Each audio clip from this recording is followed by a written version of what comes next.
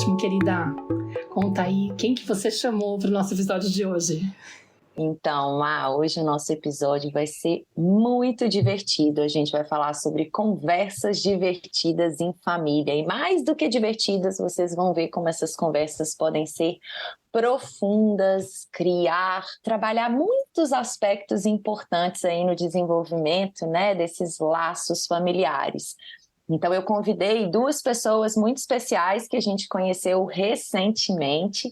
Um é o Renato Piedade, que é sócio fundador da Equilibre, formado em Neurociência e Psicologia Positiva pela PUC. E a outra pessoa é a Mila Magalhães, que é neurocientista e educadora parental e mãe do Luca, de 4 anos. Sejam muito bem-vindos à nossa tenda materna. Hoje a gente vai brincar aqui com vocês e falar desse tema tão importante. Contem um pouquinho sobre vocês, Renato e Mila. Obrigado. Vou deixar a Mila se apresentar primeiro. Obrigado. Já fala. Como ela falou, né? Eu sou neurocientista, mãe do Luca, educadora parental. Venho já há uns 3 anos dividindo um pouco na internet. Tanto a minha experiência, né, com maternidade, o que eu venho aprendendo, né? Essa é uma das muitas profissões que eu tive, já mudei várias vezes de carreira.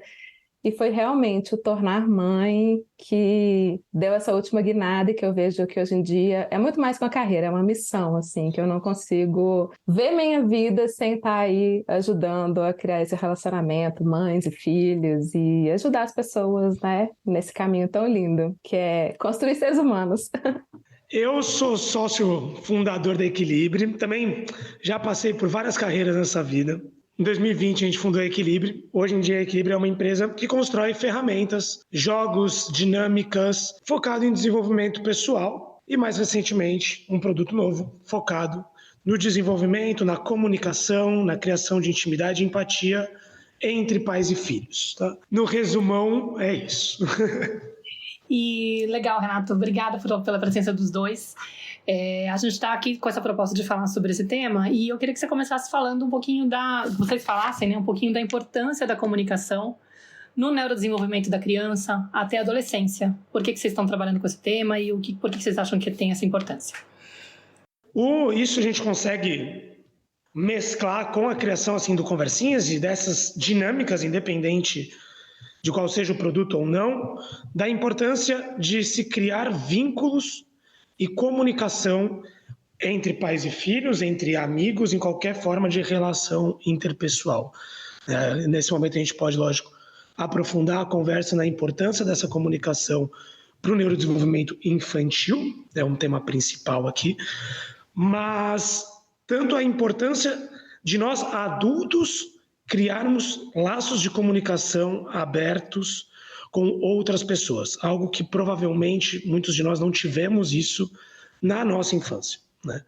E talvez um dos grandes problemas que a gente tem hoje em dia é essa falta de maturidade emocional que veio por não ter uma boa conversa na infância, um bom diálogo, ou não aprender a lidar com as emoções e conseguir externar isso através de uma boa conversa, né?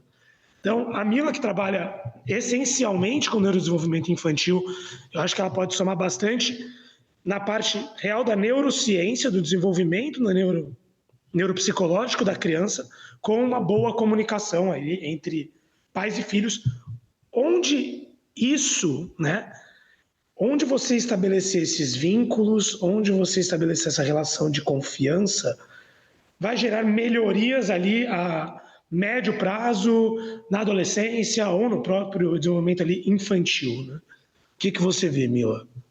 Pois é, e é muito importante a gente lembrar que a construção de laços, a construção de vínculos, a construção, principalmente quando a gente pensa no adolescente, né, na criança maior, ela começa assim, do momento que essa criança respira. Até no útero a gente já tem pesquisa mostrando como que a criança sente muita coisa que a gente sente, como que esse vínculo começa ali. Por isso que logo que a criança nasce, por exemplo, ela tem uma facilidade, um vínculo maior com a mãe, porque é o coração da mãe que ela está escutando. Então a gente já sabe que o desenvolvimento cerebral, o desenvolvimento da relação da criança começa do início, começa dos pais. E eu vejo, assim, muitas vezes pais procurarem a gente, não consigo mais conversar com minha filha, não consigo conversar com meu filho, ele só está no quarto como que eu começo? Ou às vezes, quando que eu começo? E a gente tem que começar no momento que a gente teve a vontade de se tornar pai e mãe. É aí que a gente começa o relacionamento com os nossos filhos. A gente não pode esperar. Até porque quando a gente pensa no desenvolvimento cerebral, no desenvolvimento infantil, quanto mais jovem, maior o desenvolvimento, maiores as sinapses, maiores as conexões, né? E é muito importante a gente buscar sair desse lugar, às vezes, só do instinto. Eu vou fazer o que fizeram comigo. Eu tenho, sei lá, X filhos, minha mãe teve 30 filhos, minha avó teve, sei lá, quantos que foram. E ninguém nunca precisou estudar, ninguém nunca precisou procurar. Mas a gente cresceu desse jeito, a gente está aqui e sem conseguir, às vezes, conversar, sem ter ferramentas. Então, sempre quando a gente procura conhecer sobre a criança, conhecer sobre o desenvolvimento, a gente começa a ter ferramentas, a gente começa a conseguir quebrar esses ciclos e conseguir começar a construir essas relações, né? Porque o cérebro da criança funciona muito diferente do que o que a gente, às vezes, imagina, do que a gente, às vezes, espera. Mila, eu tenho uma questão até que seria legal da gente esclarecer, porque uma dúvida que eu vejo surgir muito entre as mães que me seguem e tal, geralmente são as mães que perguntam disso, é assim, mas como é que eu vou conversar com o bebê se ele não entende?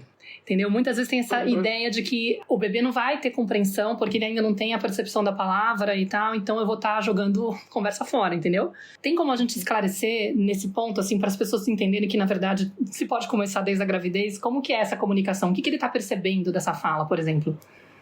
Tá, o cérebro do bebê, e quanto mais novo, mais ele está apurado para isso, ele é feito para mapear as nossas microexpressões faciais. Então, a conversa, a gente às vezes pensa em conversa, mas existe conversa e existe comunicação. Um mexer de olho, um mexer de sobrancelha, para quem está só escutando, eu estou fazendo 1000 caras aqui, é comunicação. Então, existe um mecanismo que chama serve and return. Né? Não tem tradução por inglês, mas ele vem do tênis, que é tipo servir e retornar, então aquele bate e volta. É através desse mecanismo que a criança forma a linguagem, tanto a linguagem falada quanto a linguagem de se expressar. E o bebê nasce com isso pronto. É uma das primeiras características de linguagem que o bebê tem. Então, como que a criança aprende a conversar, por exemplo? Ela fica lá, babá, lalá, blá, blá, blá, mamã. Aí quando ela fala mamãe, a mãe, meu Deus, meu filho falou mamãe. Aí a criança, pera, mamá. E essa coisa dele falar o som e ter essa reação que ele começa a ter essas sinapses, né? Que essas sinapses são os caminhos mesmos no cérebro. E depois eu quero até aprofundar um pouco disso e ligar a importância dessas sinapses com o jogo e com o brincar. Mas é através dessas sinapses que a criança vai aprendendo, vai desenvolvendo a linguagem, vai desenvolvendo a comunicação. Então, do momento que o bebê saiu ali, o seu cheiro, o seu olhar, o seu micro sorriso. Existe, inclusive, um estudo que fala que mães que têm muito botox, a criança às vezes demora a ter fala, porque não tem essas expressões, sabe? Para crianças, por exemplo, que estão tendo dificuldades de fala, um exercício muito legal é passar, às vezes, batom vermelho e conversar com a boca aberta para ampliar esse mecanismo, né, de troca da criança ali. Então, as nossas conversas com os nossos filhos não precisam ser intelectuais, elas precisam ser muito mais emocionais e emotivas. É a criança perceber que está tendo um engajamento ali, né? Então, quando eu pergunto para o meu filho, como que foi na escola hoje e tal, e a criança, foi ótimo. E é o que toda criança vai escrever. Você fez alguma coisa? Fiz. Mas você brincou com alguém? Brinquei. A gente está numa conversa muito, sabe, adulta para a criança, muito querendo, sabe, informação. E é muito melhor a gente buscar coisas mais sensoriais. Teve algum cheiro diferente na escola? O que foi o mais legal? O que te fez feliz hoje? Não fica aquele tom inquisitivo para a criança, sabe? Isso torna as conversas muito mais profundas e às vezes a criança está lá, dá. Pois é, né? Eu também acho isso.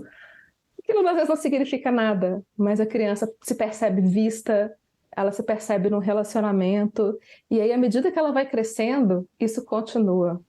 Esse vínculo, essa fala, esse afetivo, essa sensação da criança ser ouvida. A criança precisa dessa sensação de pertencer, de fazer parte E aí muitas vezes eu vejo aquele comportamento, né, aquele relacionamento bem tradicional, pai e filho. A criança cresce escutando coisas do tipo: essa casa é minha e você vai fazer do jeito que eu mandar. Aí a criança não quer arrumar o quarto, mais velha, né, a pré-adolescente não arruma o quarto, mas a casa não é sua, eu tô doida para sair daqui para ter meu lugar. Então, essas construções começam desde esse início, elas começam desde essas primeiras trocas. Quando a criança está ali nessa fase de 2, 3 anos, ela é natural da criança querer ajudar, querer varrer junto. E às vezes mais atrapalha do que ajuda quando a gente está naquela confusão do final de puerpério e tudo mais. Mas quando você tira aquele tempo, pera, vamos fazer juntos. Ela vai criando esse vínculo com a casa, vai criando esse vínculo e tudo vai ficando mais fácil. Tudo vai ficando mais fácil nesse relacionamento, né? Mila, você falou uma coisa, né, que eu sinto que é muito importante e a gente sempre traz aqui na tenda como uma das bases, assim, né, do nosso trabalho, das nossas conversas aqui, né, o quanto que a criança, ela tá, talvez, né, a nossa necessidade mais básica como ser humano é essa conexão mesmo, é essa necessidade de pertencimento. E a partir do momento que eu me encontro com um adulto, né, que às vezes é o meu cuidador primário, aquela mãe que me gestou ali, enfim, eu me encontro com um adulto, quem quer que seja, que está verdadeiramente interessado em mim, né, que está disponível, que se conecta, que faz esse movimento que você falou, né, assim, mas falando de uma outra forma, mas que se sintoniza comigo, né, que é capaz de perceber o que está me acontecendo, de atender o que eu necessito, de comunicar, né, porque a gente sabe que é justamente essa figura que vai estabelecer um vínculo primário com a criança, que vai nomear o mundo para ela, a partir desse interesse, desse encontro, né, que precisa de ser, teoricamente, né, para estabelecer uma relação saudável, espontâneo, genuíno, e que não passa só pelas palavras, né, pelo que eu digo, como você falou, né, esse encontro, ele passa por toda uma comunicação que ela é corporal, né? Que vem desde as minhas microexpressões faciais, a minha expressão corporal, ao meu tom de voz, ao meu olhar, né? Aonde que eu estou olhando ali. O tempo inteiro a criança está buscando esses sinais para ela ir se organizando e se percebendo, né? É a partir desse encontro com o outro, dessa conversa que não se dá só pelo diálogo, mas por esse todo que eu sou, né? Que eu acabei de falar aqui, que eu vou percebendo quem eu sou, que eu vou percebendo como as pessoas se relacionam, que eu vou entendendo como o mundo funciona. Não, porque esse caminho do desenvolvimento infantil até a fase da pré-adolescência, adolescência, como a Mila também estava falando, é aí que a gente enxerga muitos problemas da sociedade, né?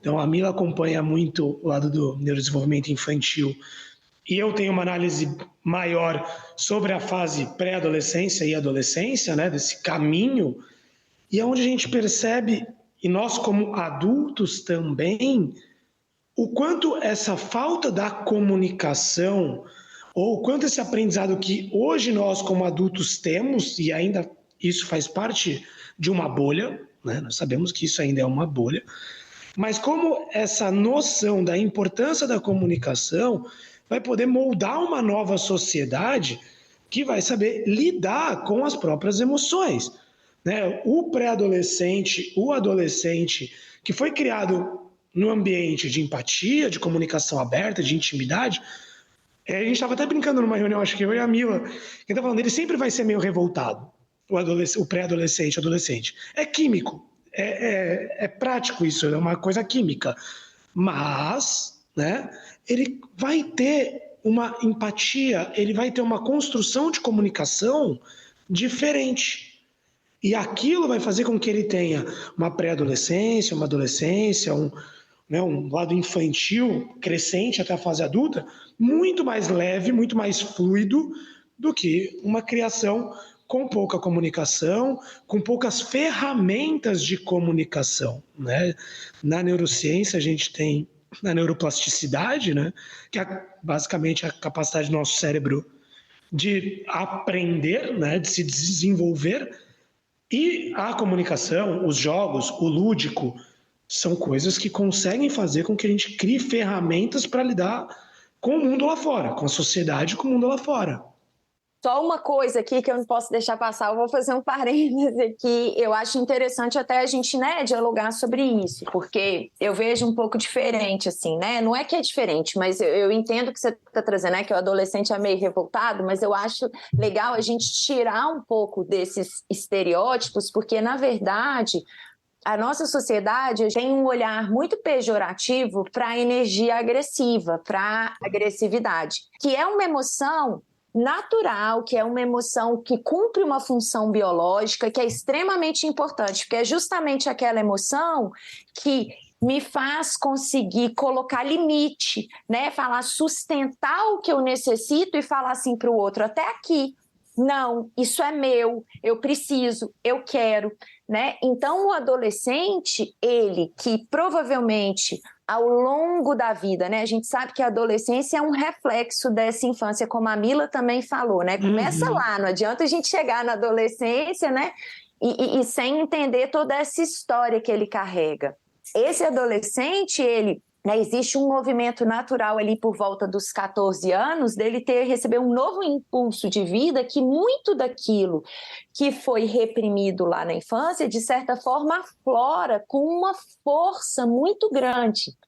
E é justamente essa força agressiva, né, assim, que me leva a questionar a trazer à tona aquilo que eu tive que lá atrás, eu como criança, dependente, vulnerável, agora eu tenho um pouquinho mais de força, né, eu já estou maior.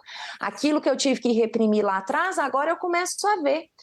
E às vezes eu preciso sim, né, de colocar esses limites nos meus pais para eu seguir com força, indo para o mundo ou em algumas violências que eu vivi que eu já não vou aceitar mais.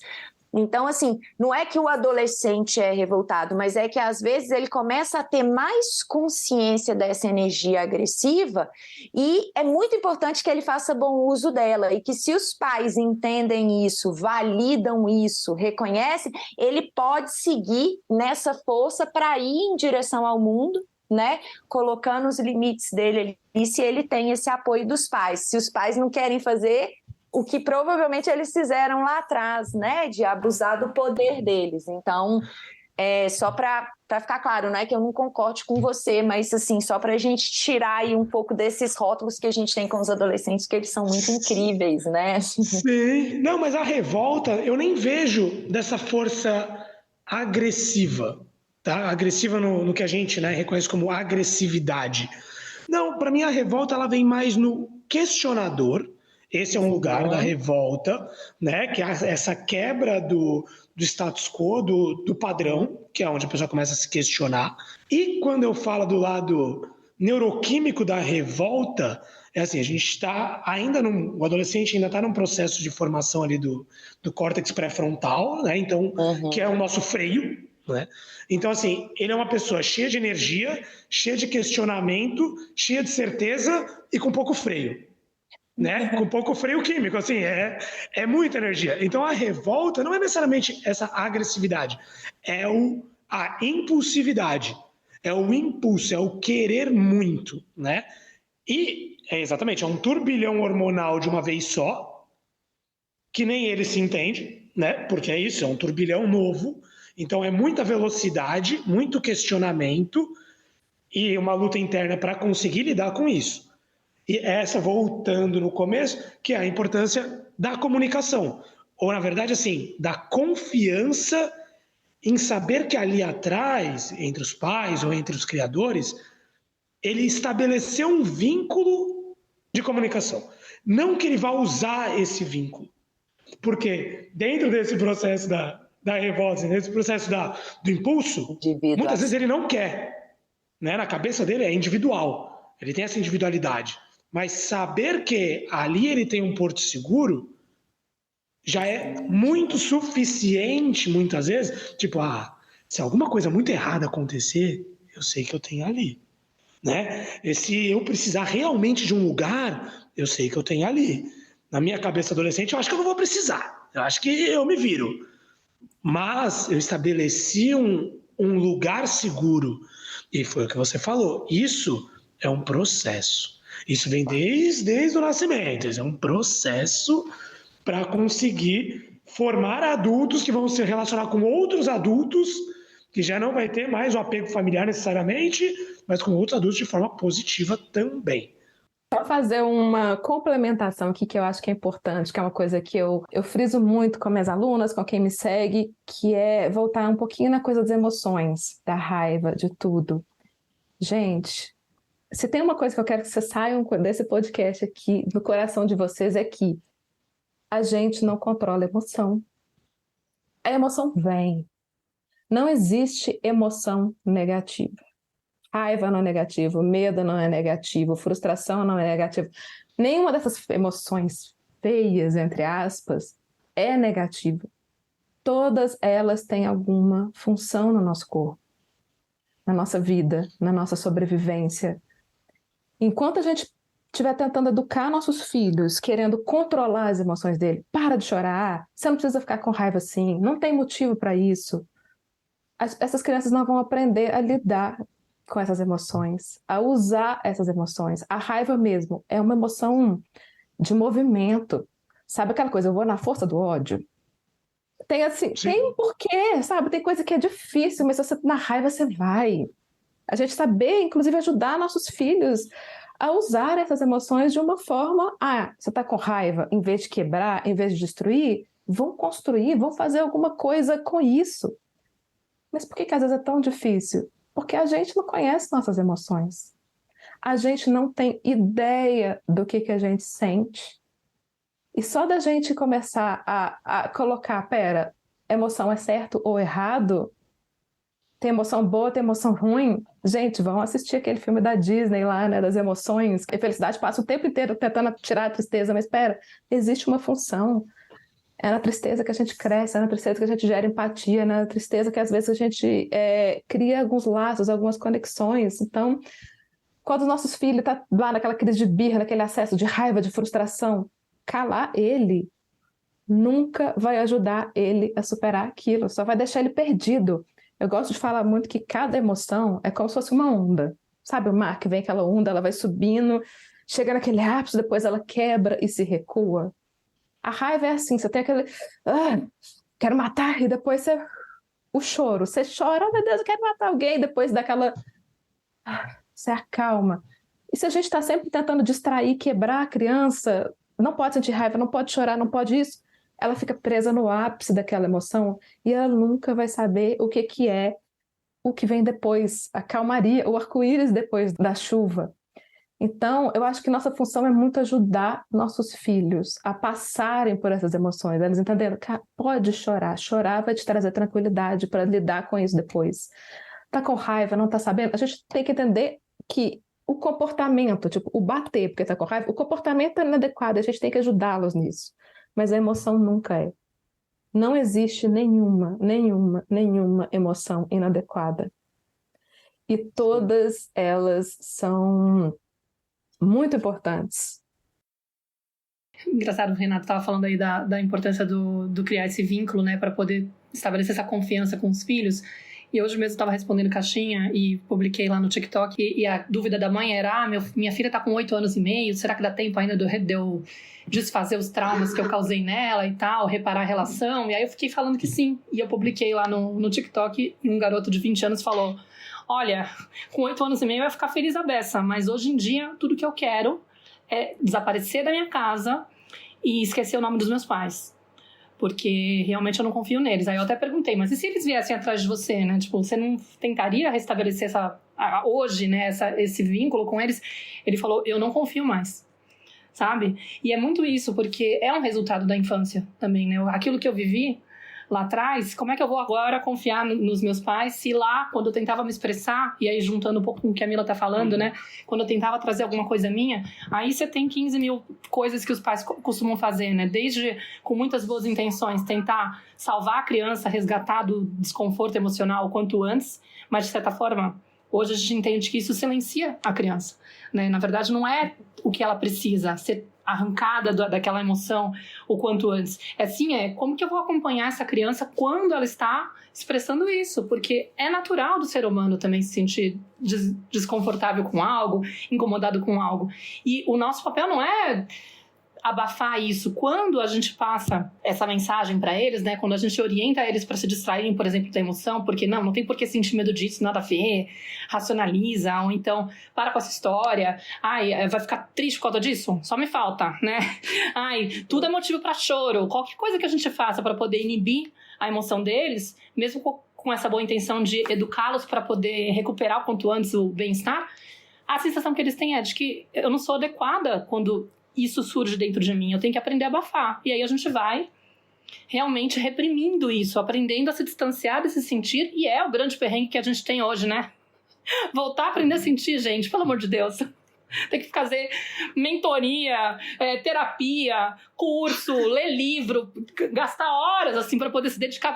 Como é que faz mesmo para sentir? Que era algo lá atrás que era simples, era só deixar a coisa vir, né? E poder estar num espaço seguro. Acho que o desafio da geração de pais que a gente tem hoje é como que eu promovo esse espaço seguro e de confiança para que meus filhos se sintam contemplados, escutados, vistos, acompanhados, sem eu ficar com aquela angústia de que, meu Deus do céu, ele tá se sentindo mal. Calma, ele tá se sentindo mal, faz parte da vida. Você tava achando que ele ia ficar a vida inteira, do 0 aos 100 anos, sem sentir nenhum desconforto? E que você tem que controlar isso? Pelo amor de Deus, não sai dessa. Somos humanos, né? Sim. Por um lado, quando você falou agora do box de perguntas, dá tempo de arrumar, não sei o quê. Eu acho que tem um outro lado que a gente precisa tomar cuidado nos nossos conteúdos, todos nós, né, que falamos, nos comunicamos, porque hoje existe uma pressão em todos os lugares. Como tem muita comunicação, quase como tem muita informação, a gente vive num bolo de informação. A chance... Eu tenho uma revolta particular com os coaches em geral de internet, assim, porque o que a gente vê não, gente, quer ficar rico? Ó, são 3 passos e aí você vai ficar rico, ó. Aí você faz os 3 passos e você não fica rico. Aí você fala, pô, eu sou um burro, cara, eu não consigo ficar rico, todo mundo fala que é fácil. Ponto. Quer ficar saudável? Olha, compre esse curso, compre aquele. Dormir cedo faz bem, dormir tarde faz mal, dormir tarde faz bem, dormir cedo faz mal. Você não sabe o que você vai seguir. E aí você entra num bolo de, cara, não sei, vou ficar parado. Ou num bolo de culpa. Cara, mas eu não consigo. Então, da mesma forma, de todos os conteúdos que a gente passa, assim, eu vejo que se os pais de hoje estão preocupados em como se comunicarem, se isso é uma pauta para eles, cara, você já tá assim, 60% na frente de todo mundo. Né? Se essa é uma preocupação sua de, nossa, como que eu vou me comunicar com meu filho melhor do que meus pais comunicaram comigo? Né? Ou como que eu vou tentar estudar? Como que eu vou tentar aprender de como me comunicar melhor com os meus filhos? Seja com 8, seja com 10, seja com 3 anos. Se isso faz parte da sua pauta, nossa, legal. Você está no caminho certo. Você está no caminho certo. Qual que é o melhor? Não sei qual que é o melhor. Nenhum pai sabe qual que é o melhor. Né? A gente tenta. Mas ter essa preocupação, eu acho que, nossa, já é um alívio, vai dar certo. Ô Renato, e justamente foi essa inquietação aí que fez vocês criarem o Conversinhas, né? Então, queria que você contasse pra gente um pouquinho, né? Como que a Equilibre surgiu, né, que é a sua empresa, e como que depois vocês foram criando esse jogo, justamente pensando isso, em facilitar, em tornar mais fluida, mais divertida, né, a questão da comunicação entre famílias, entre pais e filhos, entre amigos, enfim. Então, conta aí pra gente um pouquinho a história de vocês. E depois a gente vai jogar, hein? Esse gancho não foi nem programado, deu certinho, não foi nem programado esse gancho. Bom, vou explicar rapidinho primeiro sobre a Equilibre, tá?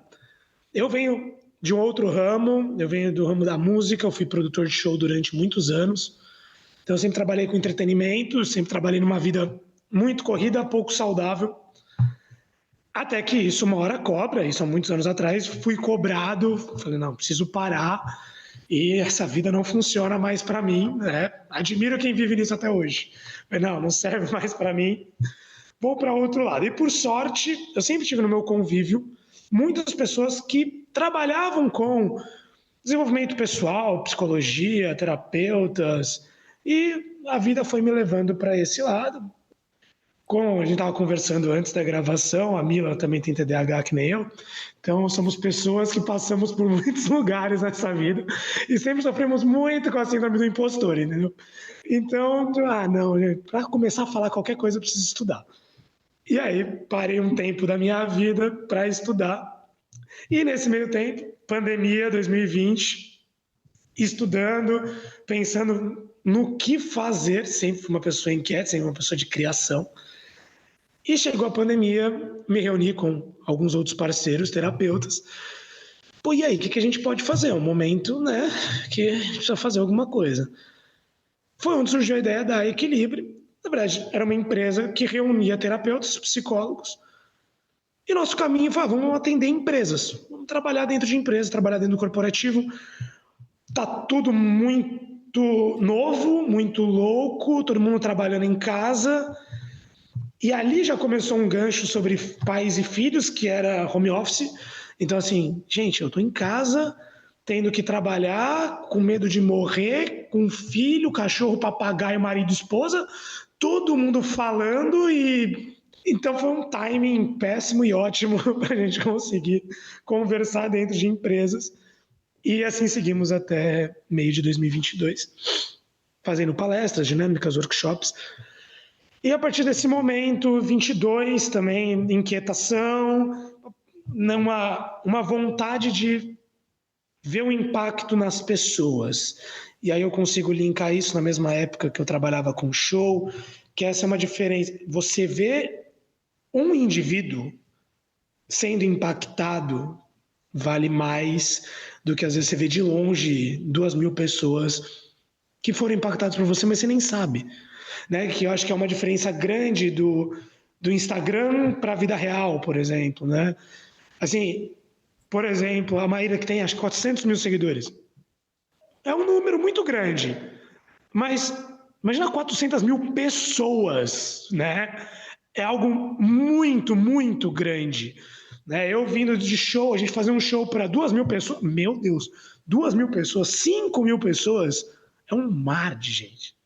Né? E você poder olhar na cara de 5.000 pessoas, 5 pessoas, isso é incrível, isso é incrível. E esse caminho da Equilibre, versão 22, 23, era muito esse lugar. O que a gente pode fazer agora para a gente falar com as pessoas mesmo, né? Com pessoas. E o caminho foi, vamos criar ferramentas dinâmicas, jogos, que sejam úteis para indivíduos, pessoas físicas, que não sejam necessariamente ferramentas de dentro de consultório, porque isso é algo que existe, funciona super, só que ele ainda tem essa barreira de estar dentro do consultório. E a gente sabe que, graças a Deus, o mundo está muito melhor, tem muitas pessoas indo procurar terapeutas e atendimento profissional, mas a gente sabe que também ainda faz parte de uma bolha em algum lugar ali. Né? Ainda não é todo mundo que está aberto a isso. Mas, como que a gente consegue criar ferramentas aí que vão quebrar esse gelo? Que vão fazer você saber que você não sabe de alguma coisa? Né? Que já é o primeiro passo. Eu saber que eu não sei, nossa, já sei de alguma coisa. Né? Os pais que se preocupam em... Nossa, acho que eu preciso me preocupar em como me comunicar com meu filho. Nossa, você está muito lá na frente. Que bom que você já está aí. Relaxa, que bom que você já está aí. Então, como que a gente consegue criar esse mecanismo? E foi aí que surgiu o Conversinhas, muito da dor de uma parcela da nossa equipe aqui que trabalha, que tem filhos, né, e tem essa preocupação, muito com que a gente ligou da época do home office, de, nossa, realmente aquela época era um caos, cara, como que a galera está se comunicando? E uma paixão nossa por comunicação em geral, né? E aí surgiu o Conversinhas, que é uma ferramenta, um jogo, né? A gente gosta desse lado do jogo, do lúdico, focada nessa construção de laços, construção de diálogos, principalmente entre pais, filhos, criadores, né? E filhos, principalmente nesse lugar. Dá para jogar entre amigos? Dá. Ainda mais a gente que não teve essa criação, tem perguntas que bugam o nosso cérebro, entendeu? Tem perguntas que a gente não sabe responder. E isso entra muito no lado da educação parental, que veio depois até, assim, porque o jogo, a gente criou esse jogo em setembro de 22, mais ou menos, outubro, e depois disso, fomos criando as perguntinhas que a gente vai jogar, vai ter uma noção melhor de como funciona. Mas depois que a gente criou as perguntas, a gente começou a dar para os amigos, parceiros, né? A ideia inicial era isso, para os filhos, né? Pais e filhos conversarem, vamos educar nossos filhos. Ideia 1. Depois que isso foi para a mão das pessoas, não, legal, funciona mesmo para educar os filhos. Não, mas funciona muito para mim educar. É as duas mãos. Ali que entrou o lado da educação parental, que não era um caminho inicial, que virou um segundo pilar, assim, quase essencial. Nossa, é verdade, a gente tem muito para aprender como pais também. Né? E aí virou essa mão dupla que deixou tudo muito mais legal. Legal, Renato. Então vamos tentar fazer uma rodada aí para a gente poder sentir um pouco, mostrar como é que funciona. Eu fiquei curiosa e tô com inveja porque todo mundo aqui jogou, menos eu. Então eu quero ter aí a minha oportunidade. Minha oportunidade de não saber o que responder, é isso? Eu vou conversar sobre todo mundo. Eu fico mega nervosa com essas coisas, porque se eu tivesse eu e minha filha, tudo bem, mas na frente da galera, porque eu também tenho esse perfeccionismo, sou controladora, tenho todas essas superebas aí emocionais. E ficar imaginando, vem uma pergunta que eu não vou saber responder, já me deixa nervosa. Mas tudo bem. Deixa eu mostrar o joguinho, que aí a gente pensa como que a gente vai jogar. Esse aqui é o Conversinhas, talvez a câmera perca o foco. Na verdade, o pessoal não vai vendo, ele vai estar ouvindo, só que vai ver o vídeo. Vai ver. É verdade, vai ver o corte. Vai ter que escrever com podcast. O joguinho, ele é em 4 temas, tá? Então a gente tem um tema que chama Reflexões. É um baralho, né? Vamos lá. É um baralho, é um baralhinho com 100 cartas, tá? E 25 perguntas de cada temática. A ideia do jogo, você embaralha como um baralho comum e joga. Um dos caminhos, a gente fala assim, a regra meio que não tem regra, porque senão a gente já engessa muito o negócio. Ótimo, adorei. Você pode tirar... Eu não respondo. Mas assim, você pode tirar uma carta cada um. Pode, cada um responde a sua carta que tirou, pode. Você pode tirar uma carta e todo mundo responde sobre aquela mesma pergunta? Pode também. Você pode tirar uma carta no dia e ficar falando sobre aquilo? Pode também. Então, esse caminho, a gente quebra a barreira da chatice, do vamos conversar. Não, gente, sabe? Agora é hora de conversar. Funciona até para aquela DR, sabe? Você está querendo conversar com seu marido, mas você sabe que se você chegar e falar para ele assim, olha, vamos conversar, mas aí você chega com quem não quer nada, põe conversinhas ali, olha, eu tirei uma pergunta aqui, né? Já prepara, deixa aquela pergunta que você quer ali por cima, tem uma das categorias que é nossa família, né? Aí você põe aquela pergunta por cima e fala assim, vamos, ó, tirei essa! Olha que coincidência essa pergunta maravilhosa que saiu aqui no jogo. Uma pergunta que nem tem no baralho, né? Uma pergunta que nem tem no baralho. Mas eu achei muito massa, assim, né, Renato? Porque, assim, o jogo é pequenininho, compacto, assim, a gente pode deixar na bolsa e fazer em qualquer lugar, né? Às vezes no restaurante, ser uma possibilidade para a gente sair hoje dessa coisa de estar na tela, de, né, se desconectar tão fácil. Eu acho que muito além só da comunicação em si, assim, eu acho que você falou, né, que saiu muito, expandiu o potencial que a gente imaginava para o produto, que seria, né, educar, entre aspas, filhos, né, mas eu acho que mais do que educar, estabelecer, resgatar essa conexão entre pais e filhos pela comunicação, por perguntas criativas que fazem a pessoa refletir, ampliar o olhar, conhecer aspectos daquele ser que talvez eu jamais viria e teria uma ideia para aquela pergunta, né? Eu já joguei e foi um pouco isso que eu senti, né? Eu jamais faria essa pergunta para minha família e que maravilhoso poder escutar os meus filhos, o meu companheiro trazendo uma reflexão a respeito daquele tema. E mais do que isso, né, assim, me promove também essa autorreflexão, é uma conexão comigo também, quando eu paro e penso sobre essa pergunta, nossa, né, qual que será a minha resposta para isso? Enfim, eu fiquei pensando tanto que seria maravilhoso, né, jogar isso com os meus pais, ter podido experimentar isso na minha adolescência, mas até hoje mesmo, graças a Deus meus pais estão vivos, assim, mas que seria maravilhoso poder jogar com eles esse jogo, com todo mundo, assim, né? É muito legal as perguntas e acho que a gente podia jogar aqui para as pessoas sentirem o tanto que é gostoso e divertido mesmo, né? E torna esse momento leve. Vamos brincar. Então, vamos lá, acho que estamos em 4. Então, como são 4 temas, de repente cada um pega um tema. A Clarissa pega o tema da Maíra, porque, né, é a única que não tem joguinho. É a única que não tem bola para brincar. Vai, joga na minha cara. Estou na Espanha. Ainda não então. Começa então você, Renato, que criou isso, escolhe aí uma categoria e uma pergunta pra gente. Então, lá, são 4 categorias, né? Então, sua opinião, sonhos e planos, nossa família e reflexões. Então, vamos começar pela ordem que vem o baralho. A gente não embaralhou ele, então, reflexões seria o primeiro tema que vem na caixinha, tá? Vou pegar a pergunta aleatória. Reflexões.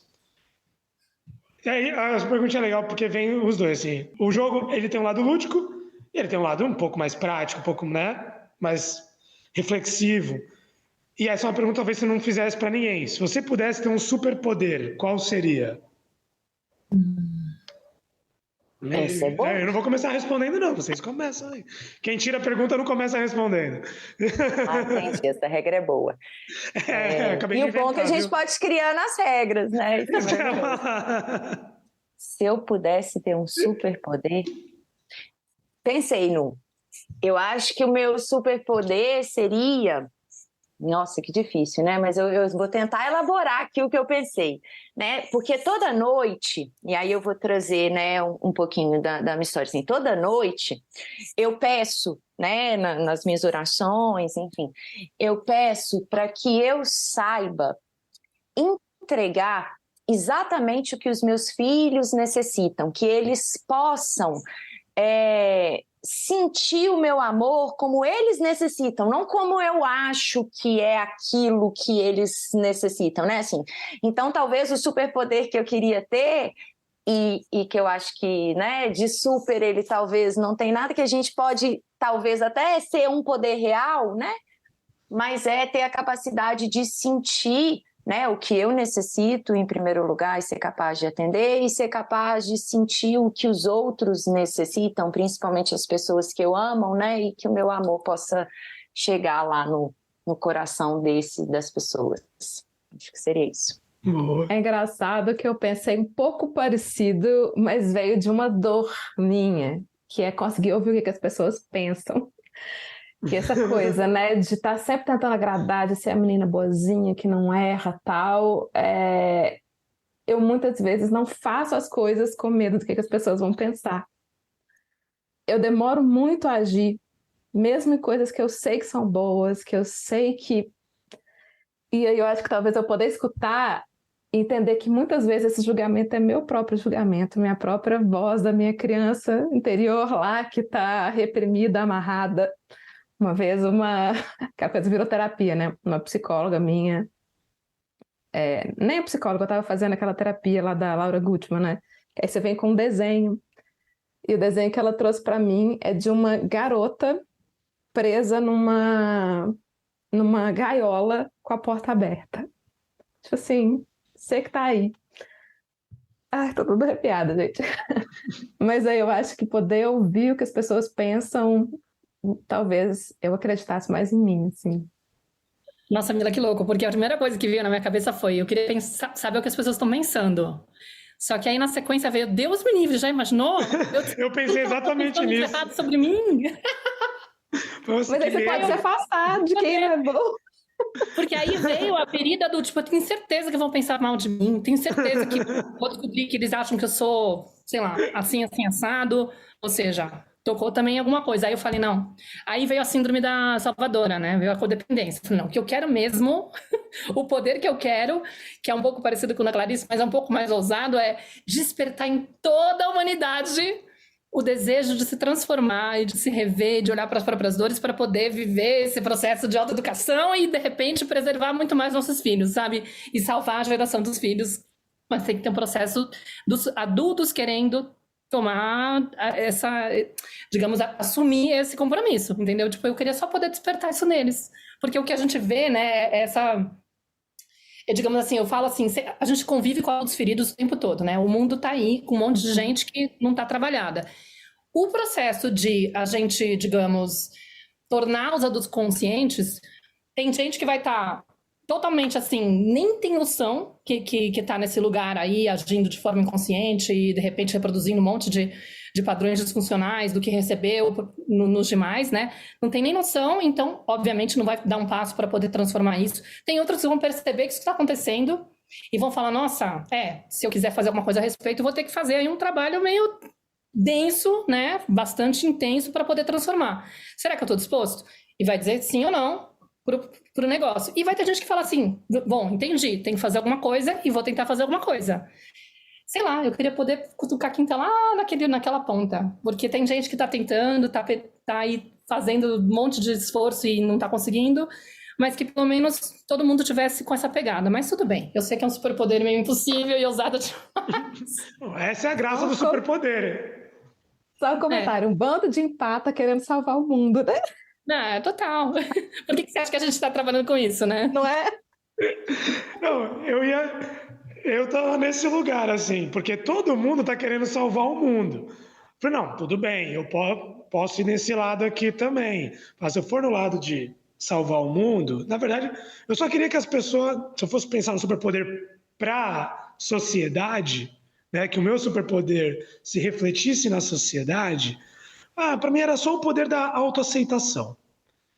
Assim, se você, assim, o autoconhecimento, você aceitar que você está em evolução, nossa, já seria incrível. Você aceitar que você está num processo de evolução e que os erros são permitidos, que as emoções são permitidas, que essa leveza do busca o melhor. Essa leveza do busca o melhor. Reflete, isso já faz com que reverbere em todo mundo, porque se você se autoaceita, você tem essa ação própria, você já vai olhar para o outro com outros olhos, sem esse julgamento tão forte que a gente tem costume, porque no fundo quem está julgando tá se julgando. Exatamente.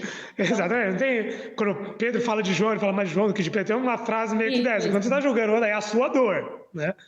Agora, se eu for responder... É assim, quando o Pedro fala de João, eu sei mais de Pedro do que de João. Mas agora, se eu for responder só eu mesmo, assim, o Renato infantil, é teletransporte, esse é um superpoder óbvio. Ai, teletransporte. Tem uma pergunta no Conversinhas, assim, você queria ter, que superpoder que você gostaria de ter? Super força ou teletransportar? Aqui em casa todo mundo respondeu teletransportar. Ninguém quis super força, todo mundo quis teletransportar. Eu quero acordar em Paris. Muito tempo, Eu quero acordar em Paris. Eu também, não gosto muito de avião também. Trem de avião, né? Não, ninguém merece. Eu queria Paris, não. Eu queria acordar lá em Bali, na Austrália, ali na Tailândia também, no Caribe. Na natureza. Passar em Paris só para almoçar. Só para almoçar, tomar um croissant, um docinho. Não, eu ia ficar morando. Eu sou dos museus, eu gosto de museu. Eu ia ficar morando aqui e ia me teletransportar para as rodas de samba em São Paulo, depois eu voltava. Olha! Aí, churrasco, não sei aonde, eu vou lá, depois eu volto. Enfim, se fosse curtir um pagodinho, volta. Bom demais. Próximo, Mila, tira aí uma para nós. De qual que eu tiro agora? Qual que é a próxima? Sem ser reflexão, qualquer um que você quiser. Então, vou tirar a sua opinião aqui. Bora lá. Deixa eu misturar. O que você acha sobre ajudar moradores de rua? Essa daí não tem... Eu acho que não precisa ter polêmica, né? Né? Eu acho que é o mínimo. Se é uma resposta minha, acho que é o mínimo. É uma questão muito complexa, assim, né? A gente poderia ficar refletindo, mas também acho que é o mínimo, né? é olhar, são pessoas extremamente vulneráveis, assim, né? Que não tem o básico ali, que estão lutando pela sobrevivência. Né? Então, o quanto a gente puder facilitar, não tem... O que eu acho legal dessa pergunta é que, assim, provavelmente nós quatro vamos responder algo muito, muito parecido. Porque a gente tem uma construção do que são moradores de rua, né? De toda a complexidade que envolve moradores de rua. Mas agora, se a gente for pensar com uma cabeça, talvez, de uma criança de 6 anos, qual que é a concepção dela de morador de rua? Com certeza, não. Julgar com criança é muito legal, porque eles trazem umas coisas que é completamente fora, né, desse pensamento adulto formatado, e é muito rico escutá-los, né? Queria uma criança aqui jogando com a gente. Não, e fora que assim, a minha filha, por exemplo, que nasceu aqui na Espanha, tem 8 anos. Essa realidade ela não vê, ainda mais eu morando em Colmenar desde os 3 anos dela, que é uma cidade de 9 mil habitantes. Eu fui agora recentemente para o Brasil, depois de 5 anos sem ir, eu fui sozinha, né, por conta do falecimento do meu pai. Fiquei 3 semanas lá e fiquei chocada porque tá muito mais pesado agora, São Paulo, né? Não que já não tivesse, mas eu fiquei pensando, gente, se a Nara tivesse aqui, né? Que loucura, ela ia ser tragada por uma realidade que ela não convive, então ela não tem nem... Eu ia ter que ficar explicando para ela, porque querendo ou não, no ambiente que ela tá, não tem... Né? E não tem muito por que eu ficar introduzindo, não tem de onde eu tirar esse gancho para poder falar, então, existe isso, né? Tipo, não tá nas histórias, não tá na televisão do que ela vê, não tem nada, né? Então seria bem, eu fiquei bem assim, como seria para ela esse impacto, né? Diferente de você crescer num ambiente onde você já vê isso acontecendo, né? Então, realmente, para ela, essa pergunta traria 15 mil interpretações. Eu acho que é o mínimo, mas que a gente não pode ficar confortável nesse mínimo. Porque quando a gente fala assim, ajudei, fiz minha parte, e não pensa de, pera, por que está acontecendo aquilo? A gente fica num lado meio confortável, né? E é muito engraçado essa pergunta, porque essa semana eu sempre dou uma volta no quarteirão com meu filho, assim, andando e tal, e a gente foi passar na padaria, e tinha uma moradora de rua sentada, ela pediu, compra um biscoito para mim, ou alguma coisa para comer. Eu falei, não, beleza, eu compro. Aí a gente foi lá, aí o Luca... A gente tinha que ter uma alimentação bem saudável, assim, tenta não ter processados. Ai, mamãe, mas biscoito faz mal, né? Eu tenho 4 anos. Aí então vamos pensar o que a gente pode, então, escolher aqui para ela, para que ela possa comer que não faça mal. Aí ele escolheu um leite e um pãozinho, tal. Eu falei, não, vamos comprar o leite e o pãozinho para ela, tal. Compramos, aí eu entreguei para ele, dar para ela. Aí ela ficou emocionada, obrigada, pegou a mãozinha dele e tal. Aí faltava um quarteirão para casa, a gente voltou o quarteirão todo conversando. Mas por que mora na rua? Por que ela precisa de pedir? Então foi assim, e ele ficou uns 3 dias, sabe? Mas por que a moça não tem ninguém? Mas por quê? Isso mexeu tanto comigo, do tipo, se a gente tiver esse olhar de perguntar o porquê, além de só fazer e parar ali, já é aquela coisa, já é um grande passo para a gente começar a mudar, assim, sabe? E a gente criar nossas crianças com essa consciência.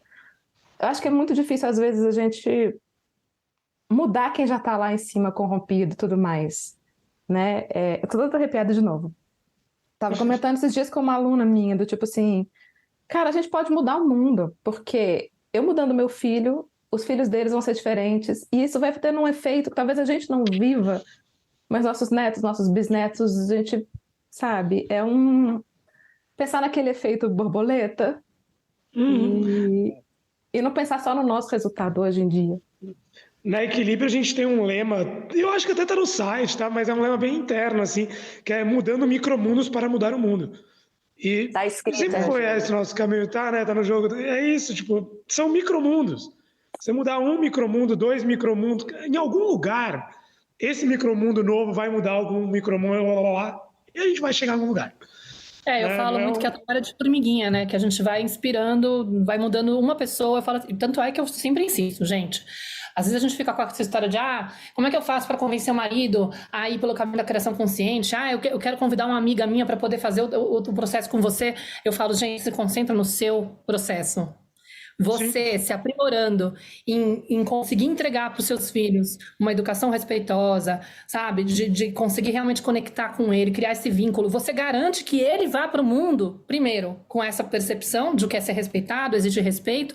E você, muito provavelmente, tem mais facilidade de inspirar as pessoas do seu entorno, porque elas vão ficar intrigadas nossa, por que ela consegue ter tanto vínculo com um filho e eu tenho, meu filho foge de mim, vamos supor, né? O que será que tá acontecendo? Então, tipo, eu falo, cara, faz o teu, porque você não tem noção que você pode fazer, né? Você, de repente, tá lá inspirando uma pessoa que vai acabar inspirando outra pessoa é um trabalho de formiguinha, mas que tem uma potência e uma possibilidade de realmente revolucionar o mundo que é grande. Exato. Maíra, querida, Aí eu que vou tirar a qual carta categoria você quer? A você vai categoria me deixar de escolher. sonhos e planos ou nossa família? Nossa família. Nossa família? Tá bem. Vamos ver, Então a vou gente tá tirar. aqui entre amigos e... Ninguém tá ouvindo. Qual o melhor conselho que você recebeu da sua família? Aí, ó, viu? Falei. Eu tive essa pergunta no livro que eu tô lendo, que eu tô respondendo pra minha filha, uma coisa bem parecida. Qual foi a maior lição que você aprendeu com a sua família? Eu falei, meu Deus do céu. Eu mandei até pros meus primeiros irmãos. Puxa, quem vai começar pra eu ficar pensando? Quem tira a carta não começa, é verdade. Eu tirei pra ela. Não vale terceirizar. Não, eu já comecei uma, agora escolhe isso. Eu começo. Tá. Melhor conselho? Eu acho assim, o melhor conselho foi... Não foi necessariamente esse o conselho, mas talvez foi da forma que eu interpretei. Né? Talvez uma das melhores aprendizados, talvez. Tem essa questão do... Pode errar. Não tem problema errar. O errar é um caminho pro acerto. O errar é... Tudo bem, vai lá. Vai lá ver o que acontece. Não, que tem esse lugar do... Se tudo der errado, aqui tá seguro. Então vai lá. Se quebra lá. Vai. Se der errado, você sabe que tá legal. Mas essa... De não ter problema de errar. Tudo bem, o erro faz parte, vai lá e brilha. Ou não, mas vai lá. Vai lá e mergulha na lama, depois você volta aqui para tomar banho. O máximo que vai acontecer é dar errado, sabe? O máximo que vai acontecer é dar errado. Tudo bem. Eu sinto, assim, né, que não é conselho, mas é uma coisa que eu sempre vi muito forte.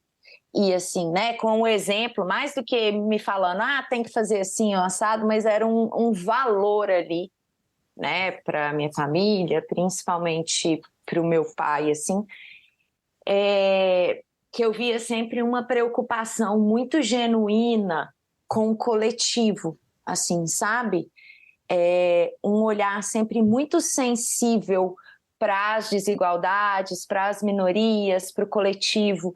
Então, isso talvez é uma coisa que eu carrego muito fortemente assim no meu coração, que é esse, ok, eu vou olhar para mim, eu vou cuidar de mim, eu preciso, né, inclusive, de me colocar em primeiro lugar, agora, sem perder de vista esse todo, esse coletivo, assim, né, e essa consciência de que eu faço parte desse todo, né, se eu jogo uns chicletes na rua, isso tem um impacto contra a minha própria existência, assim, né, se eu excluo uma parcela da população, isso também reflete na minha existência, então, acho que isso, sabe, é esse senso do coletivo, do comunitário, assim, que é muito forte.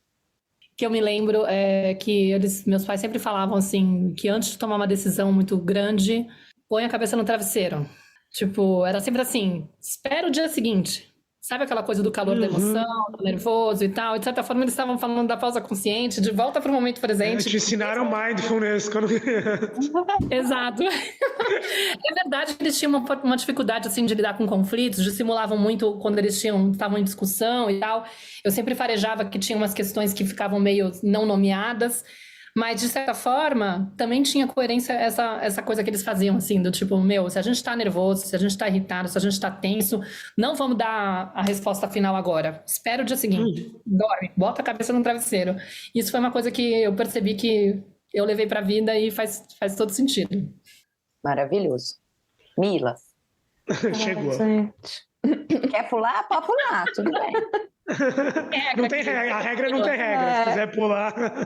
É difícil, é muito difícil, porque pensei já em várias coisas aqui, sim, que em algum momento parecia um ótimo conselho. Por exemplo, estudar muito, né? Trabalhar demais. Então eu vejo que eu levo isso, eu sou muito estudiosa, eu corro muito atrás. Eu também tenho altas habilidades e às vezes eu tenho até vergonha de assumir isso, porque as pessoas acham que é alguma coisa boa e isso me dá muito desconforto emocional. E eu vi aquela coisa de, nossa, você tem tanto potencial se você se esforçasse mais.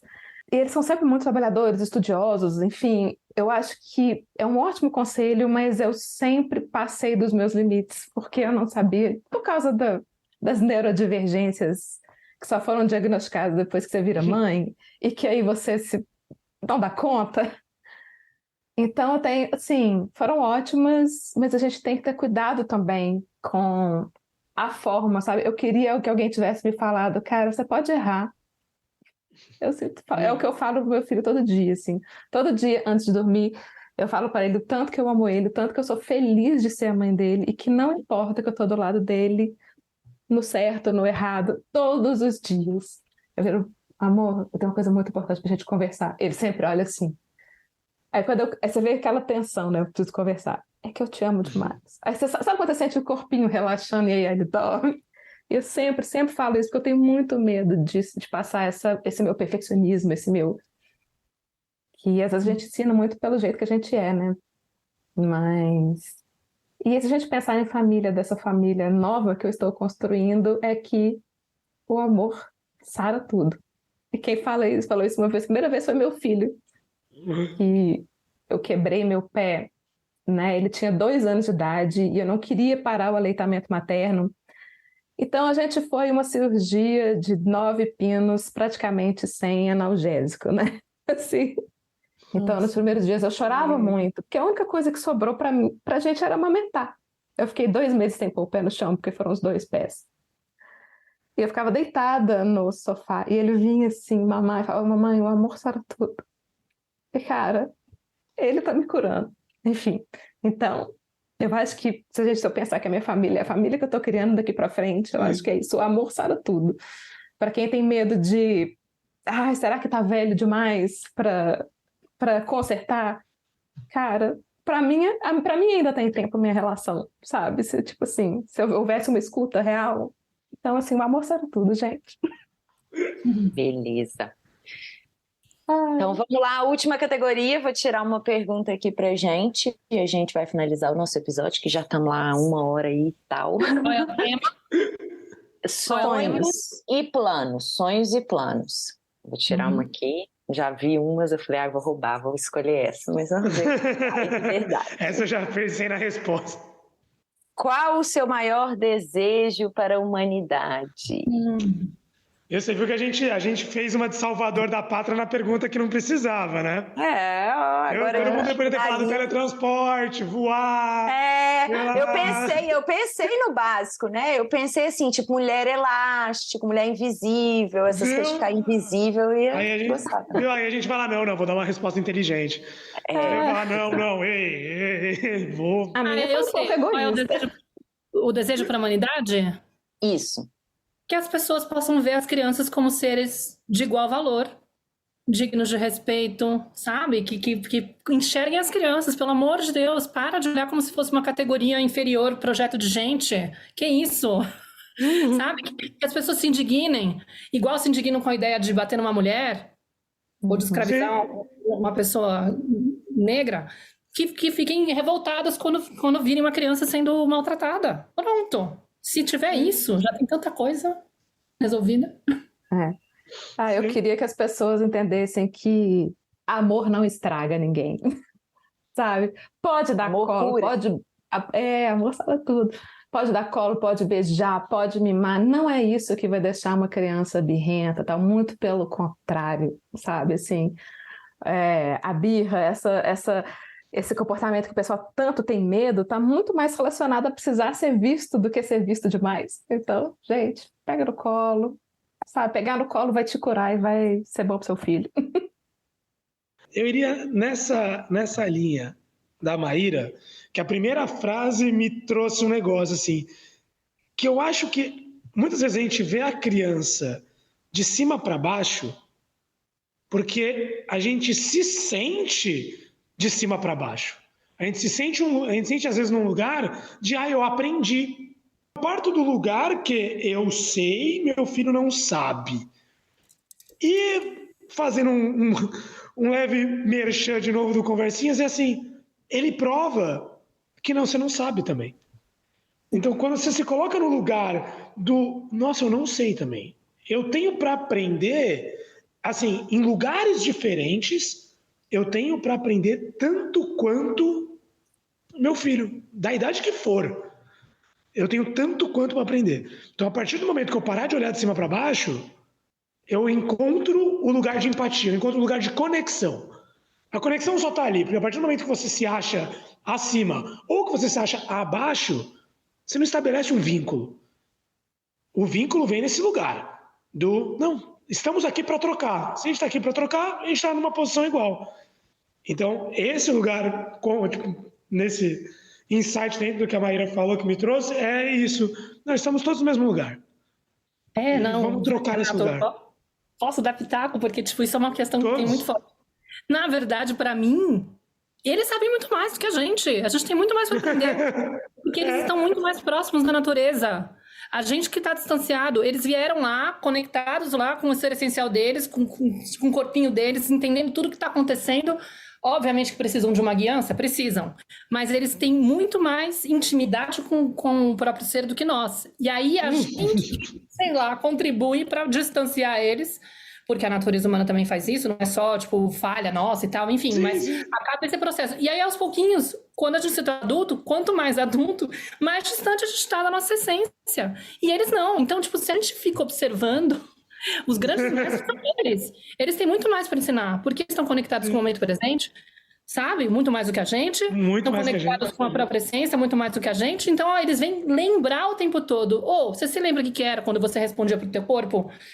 Aquilo que o teu corpo trazia? Você perdeu essa confiança, né? Eu sei. É difícil ser adulto, né? Só que a gente tá lá, sentindo maioral. Sou eu que tenho que ensinar a criança. E, inclusive, com esse desejo maravilhoso. Agora, quem manda aqui sou eu.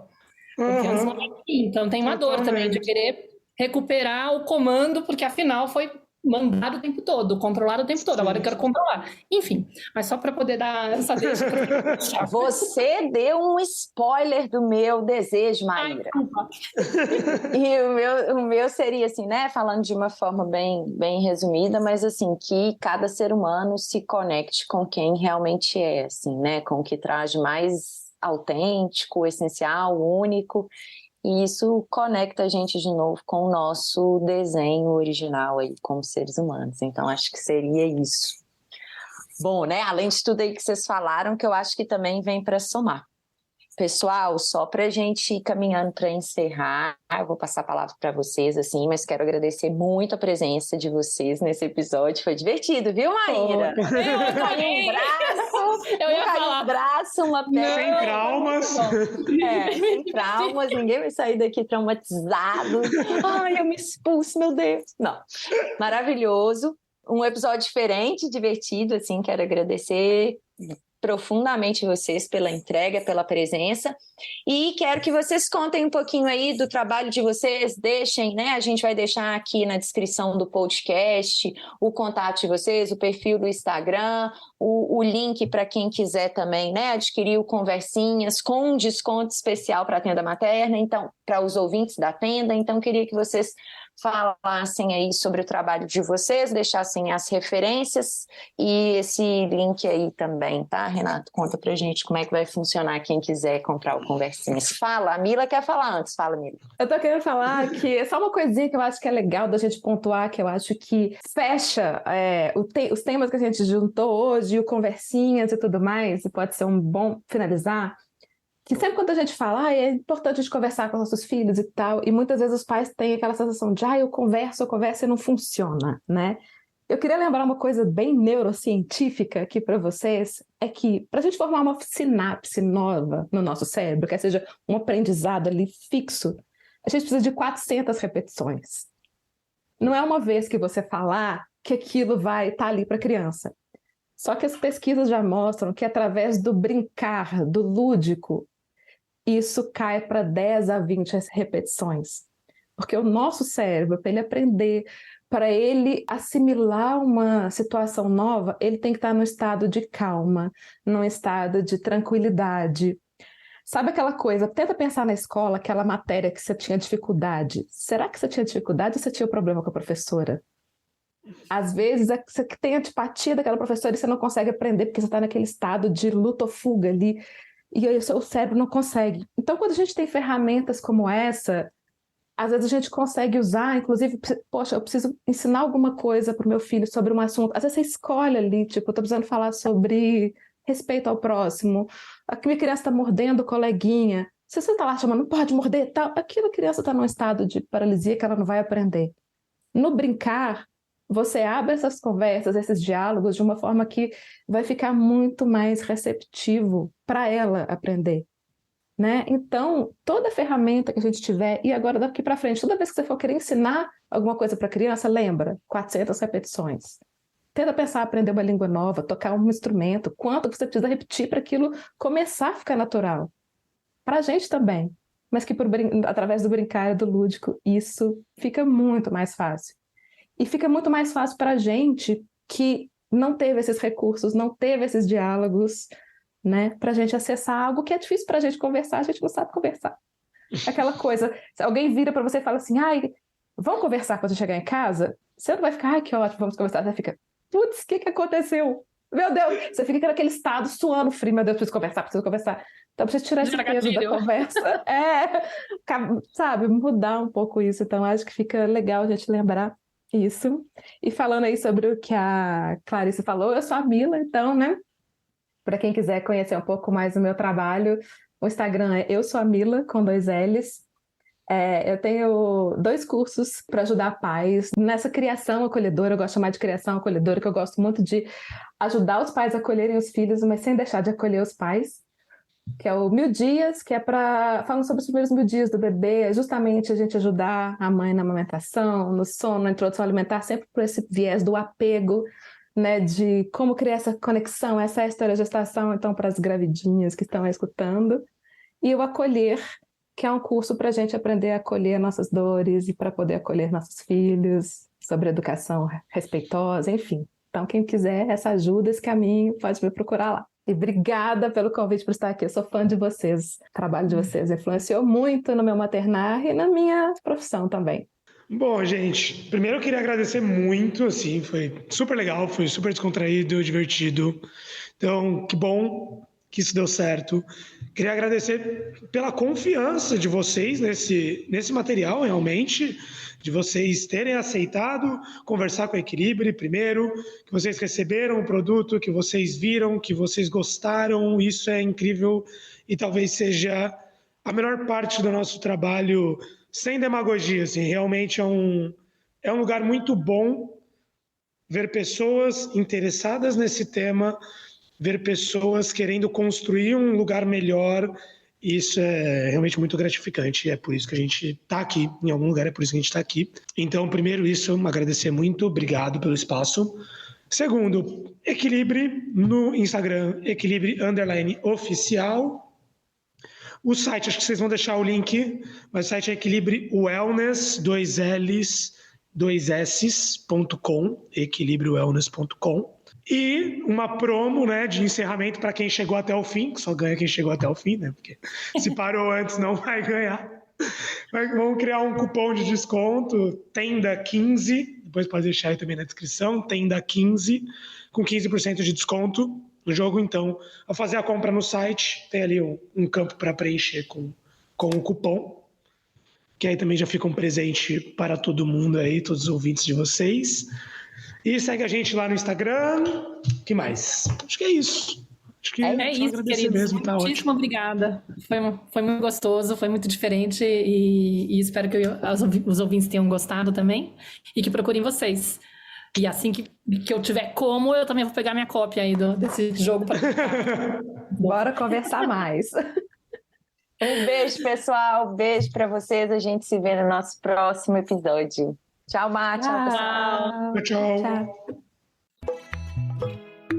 Eu sou a Clarissa de Aquiara. E eu sou a Maíra Soares.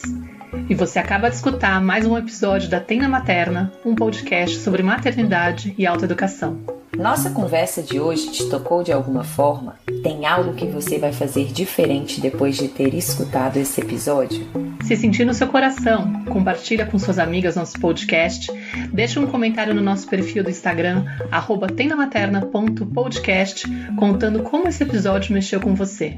Segue a gente no Spotify para não perder nenhum encontro de inspiração, crescimento, trocas profundas e muito apoio.